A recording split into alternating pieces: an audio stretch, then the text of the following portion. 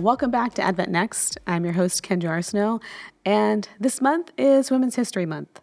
And I'm glad we're talking about it because I feel like there are several overlooked figures in the Bible who are women. And I just want to do this special in this podcast for women who might feel like it's hard to find themselves in the scriptures, right?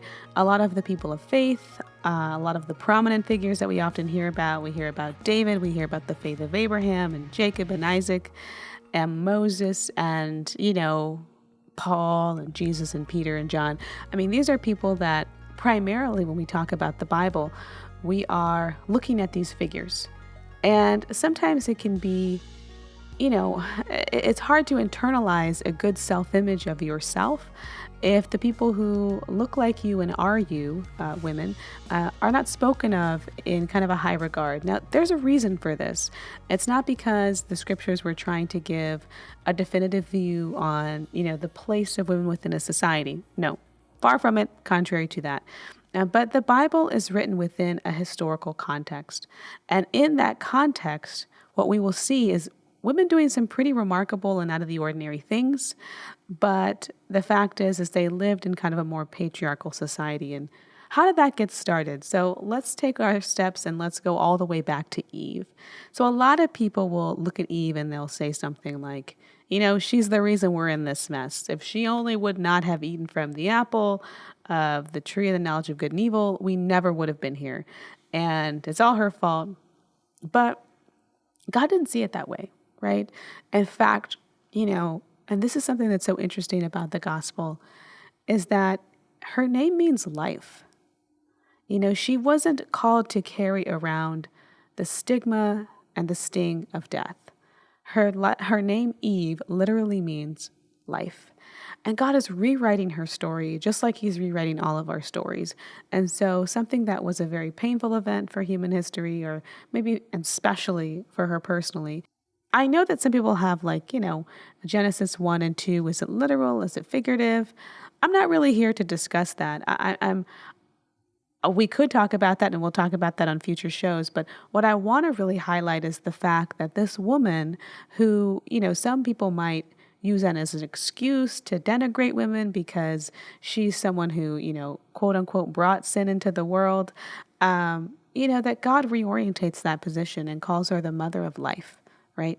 And then there's also kind of this explanation that God gives saying, a lot of times we look at verses like Genesis 3:15, where we're talking about, the curses that God gives to both Adam and Eve. And he tells Adam, you're going to work the ground from the sweat of your brow. It's no longer going to yield its fruit very easily for you, but you're going to have to work for it. And to the woman, he says, you're going to have pain in childbirth and your husband shall rule over you. But a lot of times we don't look at that verse and we don't say, is God being prescriptive or is he being descriptive? Right? He says, your desire shall be for your husband and he shall rule over you. Is he describing the result of sin? Or is he prescribing what he wants her place to be like in society from this point out? And I would argue the first. I would argue that God is describing an event. He's saying because of sin, the way that humans will now relate to power will be different, right? That the weaker will be subject to the stronger. And that power, physical strength, some of the more masculine characteristics of what we consider to be power, right? Some of the more overt forces, that's going to be what's celebrated.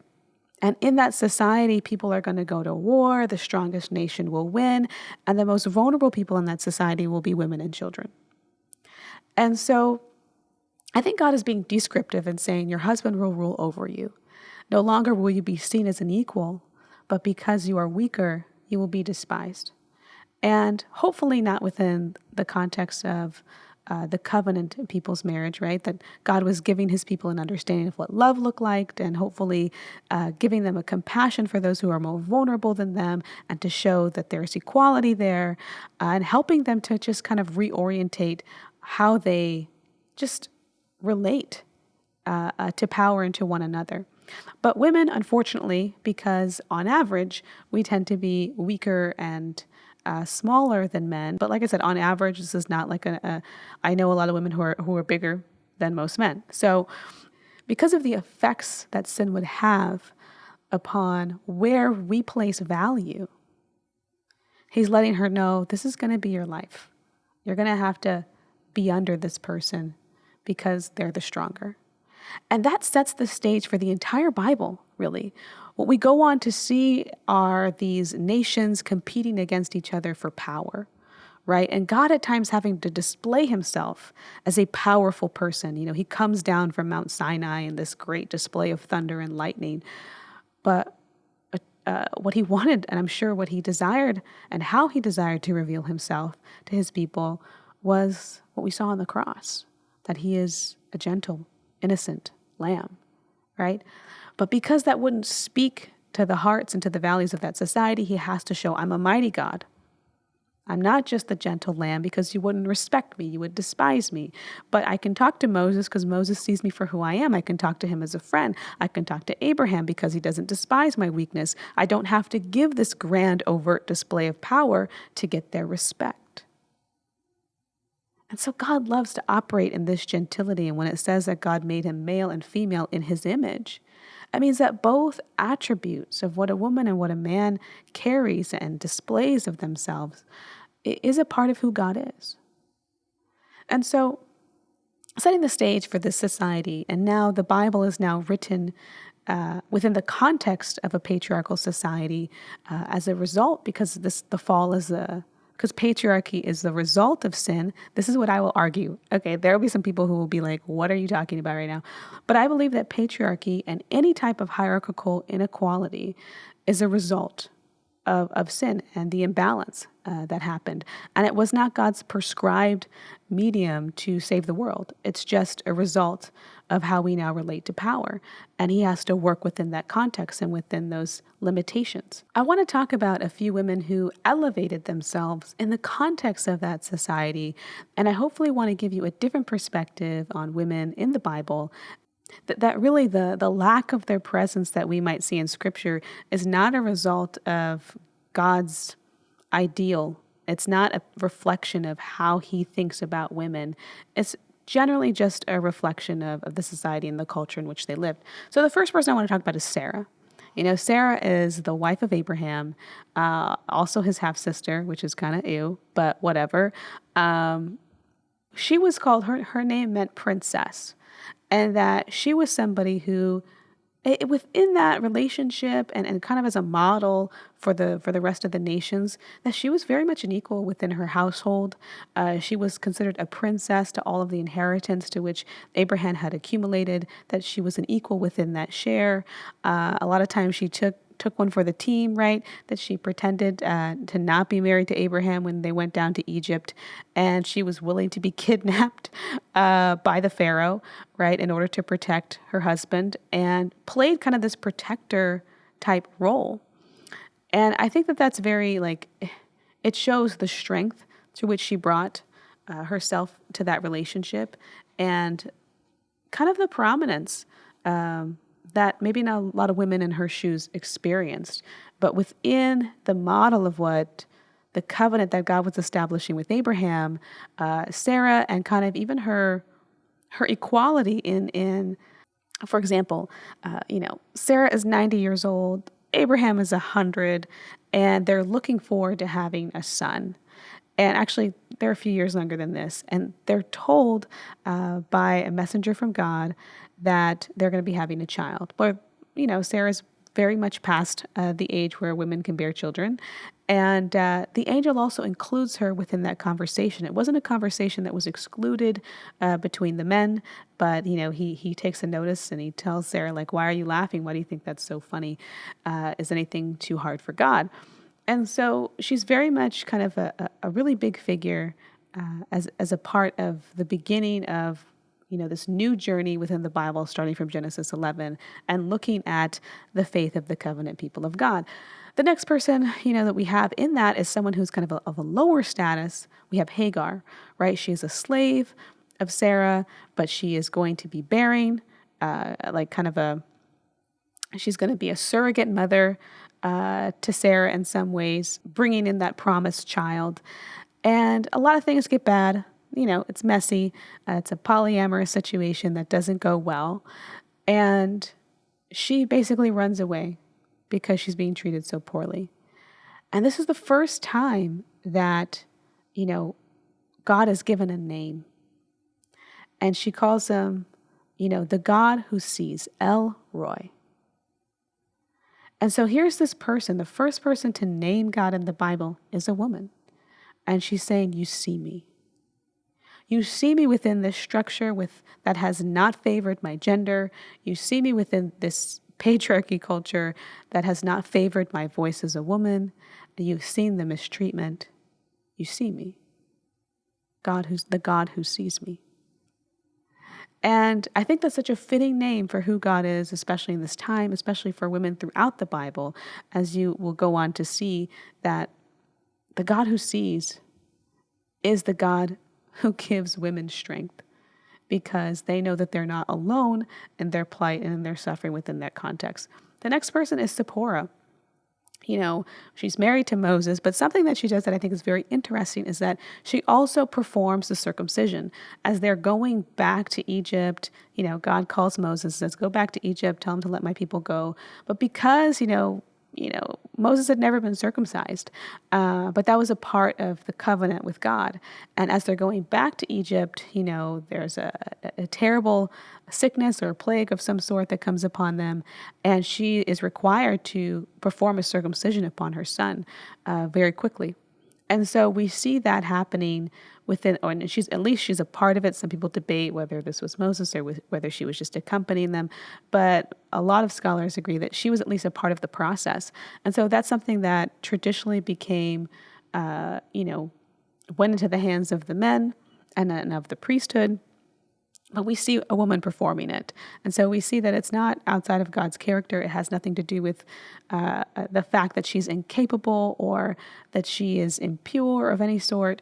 But it ended up being, women within that practice ended up being kind of sidelined from those duties. There's a lot of reasons for why that might be. Some people say that, ancient Jewish custom, they believed that because women represented life, they were not to become in contact with death. So priests who were, slaughtering animals and coming in contact with death all the time, that you didn't want the mingling of life and death. So that might have been one reason why women were excluded from the priesthood, but it didn't mean that they didn't take on other leadership roles, pastoral roles. In fact, the next person that we see is Miriam, right? Miriam is this prophetess. She's a huge part of the deliverance of the children of Israel. She is Moses' sister and Aaron's sister, and she leads the people of God. And so she's very much doing a pastoral role in that sense, I'd say even greater than a pastoral role, right? Leading millions of people out into the wilderness and being the voice of God to them, right? Both men and women, right? And so I think that's she's a very prominent figure that we often overlook, but her station was, just goes to show that just because not a lot of women ascended to that point within that culture doesn't mean that God saw women as not being able to occupy the position of a prophetess or someone who's a high leader, within the children of Israel. Another one is we have Deborah. She was a judge of Israel. So after Moses and Aaron and they die off, and then Joshua dies off, and then they're in, the Canaan land, the way that they would govern themselves is they had another person be raised up like a Moses. And this person was called a judge. And they would judge the people. So before they had kings, so before Saul and David, but after Moses and Joshua, we have this period of the judges. And Deborah was a judge. She was literally like the ruler of the entire land of Israel. And you even see Barak, who is a commander within God's army, consulting her about whether to go to war with Sisera. And she says, yes, you shall go, and God will give him into your hands. And he's like, well, I'm not going to go unless you go with me. Like, he esteemed her authority so much, he wasn't even going to go to war without her. So not only was she a judge, she was a type of warrior, right? She's somebody that we don't often think about enough when we talk about the position of women within the Bible and how the Bible actually, takes off some of the glass ceiling for women, and that, God used this woman. God allowed this woman to be his mouthpiece. God allowed this woman to be his warrior, like a David in that sense. But we don't often hear about it, and sometimes it gets moved to the sideline just because of the cultural undertones in which the Bible was written. Not because God esteems women less, but that the constraints of the culture. The next person in that story, though, that I think is interesting is Deborah tells Barak, look, I'm going to give Sisera to you, but he's going to be given into the hands of a woman, Jael. And Jael literally is the person, and this is what I think is so interesting. She's the person who wins the war. She ends up killing Sisera, who is a commander of the army of the enemies. But the way that she does it was so feminine, right? A lot of times we might see masculine strength paraded. We see brawn and bravery and very killing the thousands. Saul has killed his thousands. David has killed his 10,000s. And we're often tempted to think that God values that type of strength. But there's also a different type of strength that's a feminine strength. And Jael, she goes out to Sisera and she invites him into the tent. And she says, come, I will hide you. And she has this softness about her and this charm. And she's like, here, drink some milk and go to sleep. You're tired. I'll hide you and you can get your rest. And she uses a little bit of deceit, charm, hospitality even. And when he's sleeping, I don't know if you guys know the story, but it's kind of gruesome. She drives a nail through his head, a tent peg through his head. And so she's also very brave and bold. But she also, I think what's interesting about this story is that she uses a tool that's familiar to her, right? She is the keeper of her tent. She's probably, staking down tent pegs all the time, as she's kind of either moving and traveling, or she's having to reestablish the foundations of her home. So she uses a tool that's very familiar to her to defeat the enemy. And I think that that's very like God, right? He takes us and he allows us to use the tools that are familiar to us to accomplish his purpose. And so lots of interesting takeaways from that story. Another person that I've talked about in the past in a sermon was Delilah, right? We often look at her and we see her as the temptress. We see her as this person who is leading Samson astray. But really the story is about two strong men, two warriors. It's the battle of two different types of strength, right? Samson, he was the greatest physical warrior, right? That he could kill 10,000 people with a jawbone. He could pick up the gates of the city and run with them on his back. He was invincible when it came to meeting him on the front of physical strength. But he was met with a woman's strength. He was met with a type of charm and grace and beauty and seduction that sometimes and often accompanies women. This is a feminine type of strength. And we get to see that where all the male strength failed, all of the force, all of the brawn, all of the exterior power, where that could not captivate Samson, we see a woman doing the job that no other man could do. And she gets Samson to submit to her. And so, in that sense, the woman's power won out the day. But oftentimes, because of the cultural context in which the Bible was written, these types of characteristics are villainized, right? She's called a seductress. Sometimes they'll use the word whore, right? And it's these very derogatory words to talk about a woman, even though we would never call a man something derogatory because he used his strength, right? I don't ever recall David being called, maybe Maybe the outcrop of that would be murder, right? For you to use your strength in a negative way for personal gain, you'd be a murderer, right? I don't know. But I think it's a very interesting story. We see a woman's strength win out the day. You have the story of Esther. Again, she saves an entire nation through her feminine power, through her ability to persuade a king with her feminine female charms. So women are not just looked at in the Bible in terms of childbearing. And unfortunately, you don't get a lot of women in leadership, in the kind of leadership that requires more, political engagement, intellectual strength that all women are capable of, right? You see Deborah, you see Miriam, you see these different examples, but a lot of time women are being smart within their context in the way that they could be smart. In fact, a lot of kings would have courts of women because they said that women contained wisdom. And so they would have this consultation of women to help them consult and how they should run their kingdom. And so just because they weren't,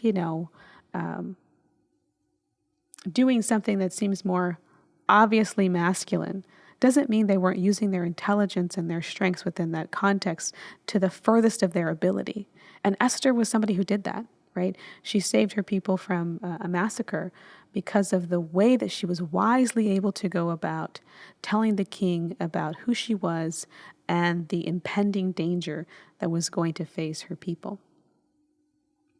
Some of the obvious ones, and something that Protestantism we don't talk about a lot, is Mary, the mother of Jesus, right? We tend to think that that's more of a Catholic, to celebrate Mary is more of a Catholic tradition.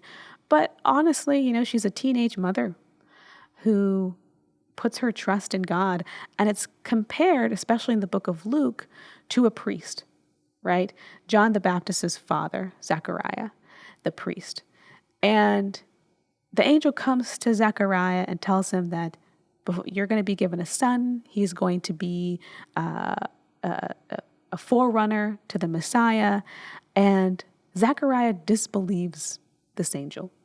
He's a priest of the temple. He sees the angel in front of him while he's doing services in the temple of God, and he doesn't believe what's being heralded to him, what's being spoken to him by this angel. But in contrast to that, you have this woman, this teenage mother, who is given a story that she's going to bear the Messiah. And she says, "Let it be unto me as you say." That the contrast between here's somebody who's very learned, has all of the privileges of society, and fails to believe. And here's somebody who has nothing of the poorest class, who is a woman who has great faith. And so within that structure, it's meant to be a celebration, but sometimes we can overlook that within our current context. Mary of Magdalene. I love this story. She has so many points where she anoints the Messiah. She sees his value. She takes perfume that's worth a year's wages. So, in modern terms, maybe like $50,000, depending on where you sit on the scale of what a wage is in America today. But she takes a bottle of perfume worth about 50 grand and spills it all over Jesus' feet. And the disciples say, "What waste?" And Jesus says, "Leave her alone. She's done a beautiful thing to me. She has recognized my value. She has recognized the fact that I have poured myself out, a very expensive gift, upon many people who will not recognize it as valuable, and a lot of it will spill on the ground unused." She gets what the gospel is. She gets the story of salvation. She gets that the angels could look at my sacrifice and say, "What waste?" So many people won't be benefited by it. What waste? So she anoints the Messiah. She's also the first one at his tomb, right? She's like the first evangelist of his resurrection. So very prominent figure. New Testament, 3 more. Lydia, a seller of purple. Paul talks about her supporting his ministry. So he was not financially wealthy, independently wealthy, but Lydia was. And because she, in that society, was able to make a living for herself, which was in many cases very rare, she was able to support his ministry. And so she was a boss. She was an entrepreneur boss who made it into the scriptures.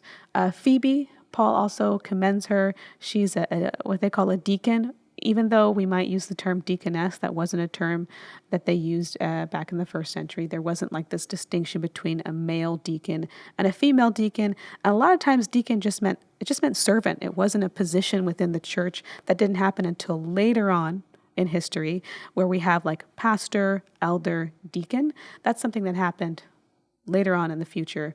But in the beginning, the first century, to be a deacon was to be a pastor of the church.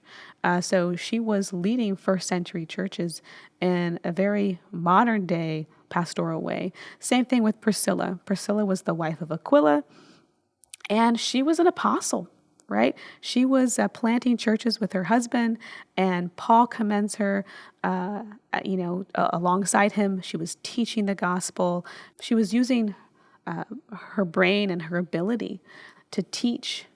And Paul did not discourage her for being used of God that way. And so she had access to education at some level, and she and her husband were able to be teachers of the faith. And so we see a lot of women in the Bible, and this is just a few, that sometimes we get skipped over, and we don't tend to tell their tales with a lot of passion and emphasis and merit.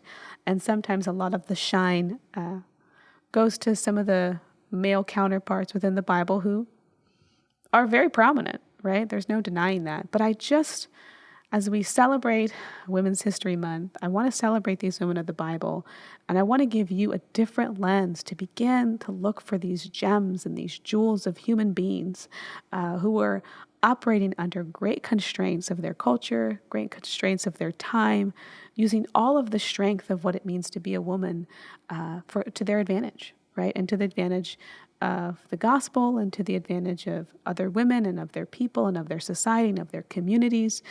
And so this is a moment to celebrate some of the great things that women have done.